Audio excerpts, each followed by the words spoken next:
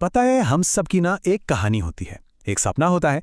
लेकिन आज हम उस कहानी के एक ऐसे हिस्से को समझने वाले हैं जिसके बारे में हम ज्यादा बात नहीं करते। एक पल के लिए सोचिए, वो कौन सा सपना था जिसे कभी जाने दिया? वो कौन सी ख्वाहिश थी जिससे बस अधूरा ही छोड़ दिया गया? हमारी अपनी कहानियों में भी ना एक विलन होता है, पर ये कोई बाहर का दुश्मन नहीं है। ये तो हमारे अंदर ही रहता है और अक्सर हम इसे पहचान भी नहीं पाते। और जानते हैं ये विलन कौन है?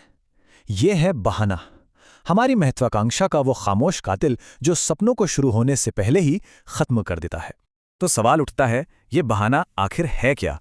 देखिए, ये कुछ और नहीं, बस एक कहानी है।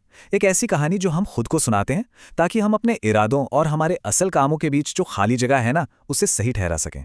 एक तरह से खुद को बहलाने का एक तरीका। लेकिन हम ऐसा करते क्यों हैं? हमें कहानियां बनाते क्यों हैं? वजहें बहुत सीधी सादी हैं। हमें डर लगता है, फेल होने का डर, लोग क्या कहेंगे इसका डर। हम सब कहीं ना कहीं मुश्किलों से बचकर एक आरामदायक जिंदगी चाहते हैं। और ये बात इसे बहुत खूबसूरती से समझाती है। बहाने एक लंगर की तरह होते हैं जो हमें एक ही जगह पर जकड़े रखते हैं, जबकि हमें लगता है कि वो हमें बचा रहे हैं। असल में वो हमें आगे बढ़ने ही नहीं देते। लेकिन इस झूठे आराम की ना एक बहुत बड़ी कीमत चुकानी पड़ती है। जब हम बहानों को जीतने देते हैं तो हम सिर्फ एक मौका नहीं खोते, बल्कि अपने आने वाले कल का एक हिस्सा खो देते हैं। अक्सर ना जो कहानी हम खुद को सुनाते हैं उसकी हकीकत बिल्कुल अलग होती है। जैसे जब हम कहते हैं, अरे मेरे पास टाइम ही नहीं है, तो असल में हम अपनी जिंदगी में एक ठहराव ला रहे होते हैं। या जब कहते हैं, मैं अभी तैयार नहीं हूं, तो पता है क्या होता है? एक और मौका हाथ से निकल जाता है। और सबसे कॉमन, इसमें बहुत रिस्क है। ये अक्सर आगे जाकर सिर्फ पछतावा ही देता है। और ये कोई एक दो लोगों की बात नहीं है। क्या आपको पता है कि एक स्टडी के मुताबिक लगभग 92% नए साल के रेजोल्यूशंस या लक्ष्य कभी पूरे ही नहीं हो पाते? और क्यों? क्योंकि वो जो बहाने वाली कहानी है ना, वो हमारी महत्वाकांक्षा पर भारी पड़ जाती है। लेकिन अच्छी खबर यह है कि इस कहानी को मिटाया जा सकता है, इसे बदला जा सकता है। और इसकी शुरुआत होती है हमारे सोचने के तरीके में, हमारी मानसिकता में एक छोटे से बदलाव से। तो वो बदलाव क्या है? इसकी शुरुआत होती है रैडिकल ओनरशिप, यानी पूर्ण स्वामित्व से।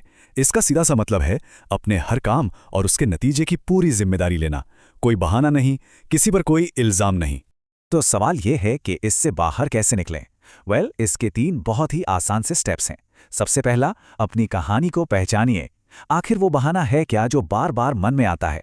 दूसरा, उस डर को समझिए जो उस बहाने के पीछे छिपा हुआ है। और तीसरा, जो कि सबसे जरूरी है, उस बहाने को झूठा साबित करने के लिए बस एक छोटा सा एक्शन लीजिए। और जैसे ही हम ऐसा करना शुरू करते हैं, हम एक नई कहानी लिखना शुरू कर देते हैं। एक ऐसी कहानी जिसके लेखक कोई और नहीं बल्कि हम खुद होते हैं। एक बात हमेशा याद रखनी चाहिए, हमारी पहचान उन कहानियों से नहीं बनती जो हम अब तक सुनाते आए हैं। हमारी असली पहचान उन कामों से बनती है जो हम आज, अभी, इस पल में करते हैं। तो अब सवाल सिर्फ एक है, कहानी का अगला चैप्टर क्या होगा? और इसका जवाब हर किसी को खुद ही लिखना है।